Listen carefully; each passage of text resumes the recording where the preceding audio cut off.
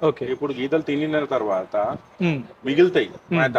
హ్మ్. దాంట్లో గోధుమల పొట్టు మనం పైన నుంచి ఇట్లానే పౌడర్ లాగా వేసేస్తే రుచి ఉంటాయి ఓకే. దీంట్లో. అంటే ఫైబర్ కాంటెంట్ వస్తాయి. ఈ 2 కలిపి నానబెట్టాలా? కలిపి కలిపి నానబెట్టి గేదెలకివ్వాలి. మళ్ళీ నానిన తర్వాత మొత్తం కలపాలి వేసిన ముందుగా. సో హ్మ్. అంతా కలిపిస్తాయి హ్మ్.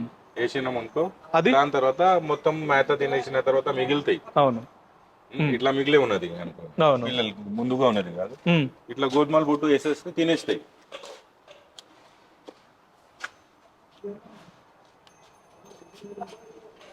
ఓకే. అర్థమైంది సో, కాదు. ఆ ఆ కుట్టు మీద ఫుడ్ ఏసేయాలి. అవును, ఆ ఫుడ్ వేస్ట్ కాదు. అచ్చా! అచ్చా!